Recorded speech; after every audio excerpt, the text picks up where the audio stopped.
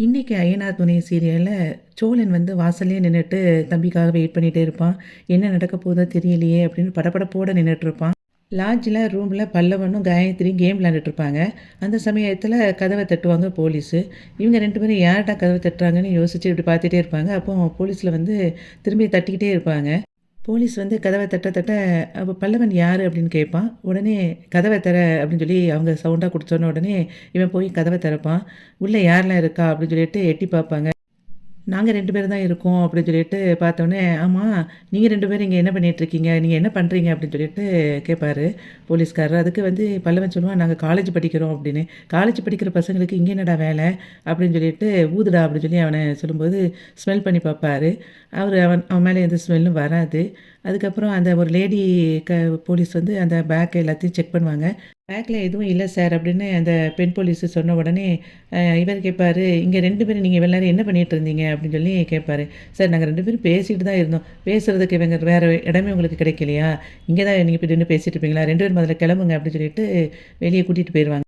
Police வந்து வெளிய இழுத்துட்டு போகும்போது, அங்க சோழன் நின்னுட்டு பார்த்துருவான். இவன் பல்லவனும் சோழன பார்த்துட்டு, "அண்ணே நான் தப்பே பண்ணலண்ணே. நான் சும்மா தானே வந்தேன்" அப்படின்னு எடுத்து சொல்லிக்கிட்டு இருப்பான். அப்போ சோழன் வந்து அவங்க போலீஸ்ட்ட போய் சொல்லுவான், சார் என் தம்பிலாம் தப்பே பண்ணியிருக்க மாட்டான் சார். விட்டுருங்க சார்" அப்படின்னு சொல்லி சொல்லும்போது, "அத இங்கேருந்து சொல்லாத, ஸ்டேஷனுக்கு வாங்க" அப்படின்னு சொல்லிட்டு போலீஸ் ஜீப்ல ஏத்திட்டு கொண்டு போயிருவாங்க. பாண்டி வந்து நேரா வானதி வீட்டுக்கு போய் நிப்பான். அப்போ வானதி வெளிய வரவே மாட்டா. ரொம்ப நேரம் வெளிய நின்னு நின்னு பார்த்துட்டு, அதுக்கப்புறம் வீட்டுக்குள்ள போயிருவான். அப்போ அவங்க அம்மா, "என்ன வேணும் உனக்கு?" அப்படின்னு சொல்லி கேட்கும்போது, "வானதிட்ட கொஞ்சம் பேசணும்" அப்படின்னு சொல்லி சொல்லுவான். உடனே அவங்க அம்மா வானதி அப்படின்னு சொல்லி கூப்பிட்ட உடனே, வானதி அங்கேருந்து வெளிய வருவா. "எதுக்கு வந்த?" அப்படின்னு சொல்லி கேட்பா. உடனே அதுக்கு, "ஏன்டி இப்ப என் கால் எடுக்க மாட்டேங்கிற?" அப்படி இப்படின்னு அவன் கேட்டுட்ருப்பான். அப்போ அவ சொல்லுவா, "நீ தான் நான் வந்து வேண்டான்னு சொல்லிட்டு தானே போனேன். பொண்ணு பார்க்க கூப்பிடும்போது நீ வந்தியா? நீ தான் வரவே இல்லையேல்ல. நான் தான் நீ வரக்கூடாது, உன்கிட்ட பேச மாட்டேன்னு சொல்லிட்டேனே. திரும்ப எதுக்கு இங்க வந்த?" அப்படின்னு அவ கேட்டுட்ருக்கும்போதே அவங்க அம்மா கேட்பா, "என்னடி உங்க 2 பேத்துக்கும் சண்டையா?" அப்படின்னு சொல்லி கேட்பா. வானதி சொல்லுவா அதுக்கு, "இந்த தெரியாத மாரிலாம் கேட்காத. இதுதான் சாக்கு" அப்படின்னு சொன்ன உடனே, "நீ ரொம்ப சந்தோஷமா இருக்கியா?" அப்படின்னு சொல்லிட்டு அவங்க அம்மாவ திட்டிட்டுருப்பா.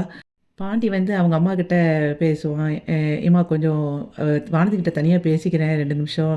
தப்பா நெனச்சுக்காதீங்க" அப்படின்னு சொல்லிட்டு, வா வானதின்ட்டு உள்ள கூட்டிட்டு போவான் ரூம்குள்ள. அப்போ அவங்க அம்மா, "ஏய் எதுக்கு உள்ள கூட்டிட்டு போற? உள்ள கூட்டிட்டு போற?" அப்படின்னு சொல்லிட்டு அவங்க அம்மா கத்துவா. அப்போ அவன் சொல்லுவான், "நான் கதவெல்லாம் பூட்டலம்மா. கதவ சாத்தி தான் வச்சிருக்கேன். ஒரு 2 நிமிஷம் பேசிக்கிறேன்" அப்படின்னு சொன்னோனே, அவங்க அம்மாவும் வாசல்லேருந்து அப்படி ஒட்டு கேட்டுட்ருப்பா. அப்போ இவன் வந்து அவட்ட பேசுவான், "ஏன்டி நீ எதுக்கு இவ்வளோ நேரமா என்கிட்ட பேசவே இல்ல? நான் உன்னை எவ்வளோ மிஸ் பண்ணேன் தெரியுமா? எப்படிலாம் தேடினேன் தெரியுமா?" அப்படின்னு சொல்லிட்டு அவன் சொல்லிக்கிட்டே இருப்பான். அதுக்கு வானதி சொல்லுவா, "நான்லாம் உன்ன மிஸ் பண்ணவே இல்ல. உன்ன யார் என்கிட்ட பேச சொன்னா? உன்ன யார் தேடி வர சொன்னா?" அப்படின்னு சொல்லி அவன் சொல்லிக்கிட்டு இருப்பா. பாண்டி சொல்லுவா, "நான் செஞ்சது எல்லாமே தப்பு தான். நீ அதுக்காக என்கிட்ட பேசாமயே இருப்பியா? உன்ன பொண்ணு பார்க்க நீ கூப்பிட்டும் நான் வந்து வராம இருந்தது தப்பு தான். ஆனா நான் உன்ன கல்யாணம் முடிக்க மாட்டேன்னே சொன்னேன். இப்போ கல்யாணம் முடிக்க மாட்டேன்னு தானே சொன்னேன். நீ ஏன் அதுக்காக இப்படி பண்ணிக்கிட்டு இருக்க?" அப்படின்னு சொல்லும்போது, "நான் தான் உன்கிட்ட பேசலைன்னா கூட உனக்கு வருத்தம் இல்லைன்னு தானே எங்க அப்பாகிட்ட நீ சொன்ன" அப்படின்னு சொல்லி அவ வானதி சொல்லிட்டு இருப்பா. அதுக்கு பாண்டி சொல்லுவான், "அப்படிலாம் இல்லடி. உங்க அப்பா எவ்வளோ வருத்தத்தில பேசிட்டு இருந்தாங்க. அப்போ அவங்களுக்கிட்ட வந்து நான் வேற மாரி பேச முடியாதுல்ல. அவங்களுக்காக அந்த மாதிரி நான் சொன்னேன். அதுக்காக உன்ன பிடிக்காம இல்லடி. எனக்கு உன்ன ரொம்ப பிடிக்கும்." அப்படின்னு அவன் ரொம்ப சொல்லி சொல்லி பார்ப்பான். "நீ என் ஃபோன எடுத்து முதல்ல இத அன்பிளாக் பண்ணியிருக்கீல, முதல்ல பிளாக்க எடுத்து விடு" அப்படின்னு சொல்லி சொல்லுவான். அவ கேட்க மாட்டா. உடனே இவனே ஃபோன எடுத்து அத பிளாக்க எடுத்து விட பார்ப்பான். ஆனா ஃபோன இவ பிடுங்கிருவா. பிடுங்கிட்டு, "இங்க பாரு, நீ வந்து இங்கலாம் வந்துகிட்டு இருக்காத. நீ முதல்ல கிளம்பு" அப்படின்னு சொல்லிட்டு திட்டுவா. உடனே இவன் சொல்லுவான், "சரி ரைட்டு. நான் சொல்லி எதுவுமே நீ கேட்க மாட்டேங்கில. நான் சொல்ல வேண்டியதெல்லாம் சொல்லிட்டேன். உங்க அப்பாவுக்காக நான் வந்து பார்க்காம இருக்கேன் அப்படின்னு சொல்லி சொல்லிட்டேன். ஆனா பேசாம என்னால இருக்க முடியலைங்கிறதுக்காக தான் உன்ட்ட சொன்னேன். உன்னைய ரொம்ப தேடுதுங்கிறதையும் நான் சொல்லிட்டேன். நீ ஆனா கேட்கல. நான் இதுக்கு மேல உன்கிட்ட கால் பண்ணவும் மாட்டேன். உன்ன நான் டிஸ்டர்ப் பண்ணவும் மாட்டேன்" அப்படின்னு சொன்னோனே, "போ" அப்படின்னு சொல்லி இவன் சொல்லிருவா. உடனே இவன் கிளம்பி போயிருவான் பாண்டி. அவங்க அம்மா அப்போ வந்து வாசல்லயே நின்னுட்டுருப்பா. அவ வந்து வானதி கிட்ட சொல்லுவா, "அப்போ உண்மைக்குமே உங்க 2 பேருக்கும் சண்டையா? அப்போ இனிமே அவ்வளதானா?" அம்மா ரொம்ப சந்தோஷமா சொல்லுவா. உடனே வானதி சொல்லுவா, "ரொம்ப சந்தோஷப்பட்டுக்காத. அவன் வந்து என்னைய பார்க்காம அவனால இருக்கவே முடியாது பார்த்தியா? அதுக்காக நான் இப்படியே இருந்துற மாட்டேன்" அப்படின்னு சொல்லிட்டு உள்ள போயிருவா வானதி. அதுக்கு அவங்க அம்மா சொல்லுவா, "இது திருந்தவே திருந்தாது" அப்படின்னு சொல்லிட்டு அவங்க அம்மாவும் போயிருவா. சோழன் வந்து சேரனுக்கு நடந்த விஷயத்த எல்லாத்தையும் எடுத்து சொல்லுவான், என்னென்ன நடந்துச்சுன்னு அப்படின்ட்டு. உடனே சேரன் பதறி அடிச்சுட்டு நிலா கூட சேர்ந்து போலீஸ் ஸ்டேஷனுக்கு வருவான். போலீஸ் ஸ்டேஷனுக்கு வந்துட்டு அங்க போயி சொல்லுவான் போலீஸ் ஸ்டேஷன்ல, "சார் என் தம்பி எந்த தப்பும் பண்ணியிருக்க மாட்டான். விடுங்க சார்" அப்படின்னு ரொம்ப கெஞ்சி கெஞ்சி பார்ப்பான். ஆனாலும் போலீஸ் வந்து எதையுமே காதுல வாங்க மாட்டாங்க. வாங்காம இருந்துட்டு, "நீங்க உங்க தம்பி முதல்லயே அதெல்லாம் தெரிஞ்சிருக்கணும். லாட்ஜ்ல போய் ரூம் போடுறதுக்கு முன்னாடி யோசிச்சிருக்கணும். உங்க தம்பி மட்டுமா அங்க இருந்தாரு. அங்க பார்த்தா அந்த அந்த பொண்ணையும் கூட்டிட்டு போய் உட்கார வச்சிருந்திருக்கான்." அப்படின்னு சொல்லிட்டு சொல்லும்போது, அப்பதான் காயத்ரிய பார்ப்பா நிலா. நிலா பார்த்த உடனே அப்படியே அப்செட் ஆயிருவா. அவ அப்படியே சைலன்ட்டா உட்காந்துட்டு இருப்பா காயத்ரி. அதுக்கப்புறம் போலீஸ்ல எதுவுமே எடுபடல அப்படின்னு சொன்ன உடனே எல்லாருமே வெளிய கிளம்பிருவாங்க. நிலா சொல்லுவா, "யாராவது ஒரு பெரிய ஆட்கள் நமக்கு தெரிஞ்சாங்கன்னா, இவன் பல்லவன ஈஸியா வெளிய கொண்டுட்டு வந்துரலாம். யாராவது தெரியுமா?" அப்படின்னு சோழன பார்த்து கேட்பா.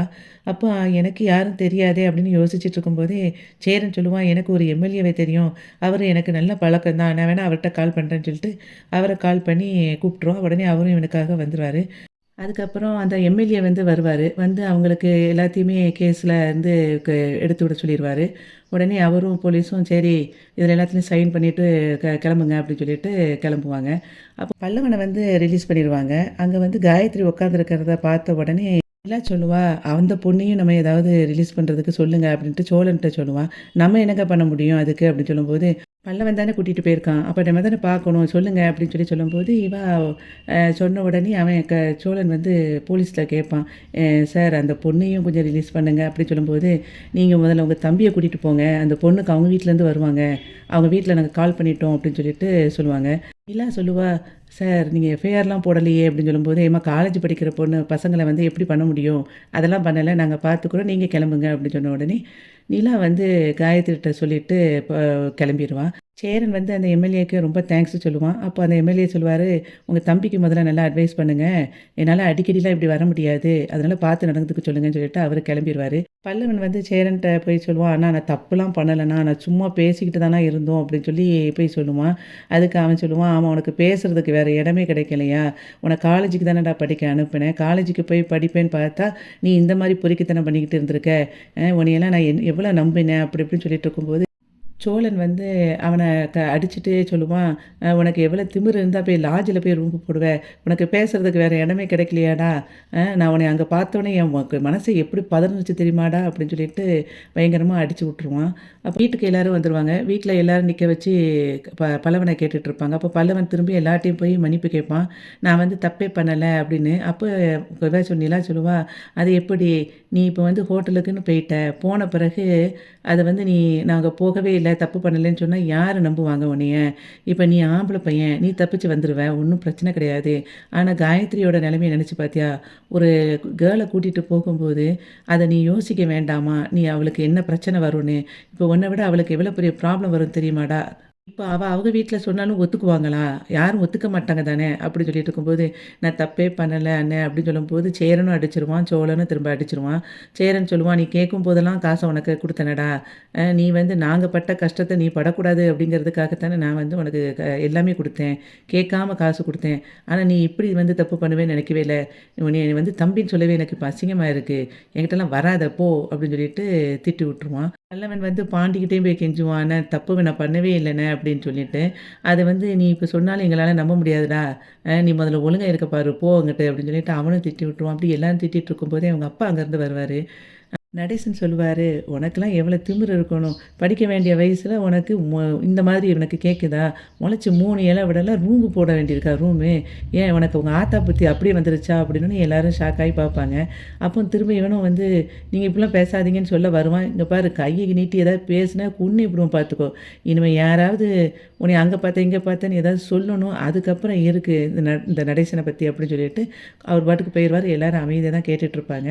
அதுக்கப்புறம் எல்லாரும் கோவத்துல மாறி மாறி இவன திட்டிட்டு எல்லாரும் போயிருவாங்க. அப்போ நிலா மட்டும் அவனுக்கு வந்து சொல்லுவா, "இனிமே நீ ஒழுங்கா இரு.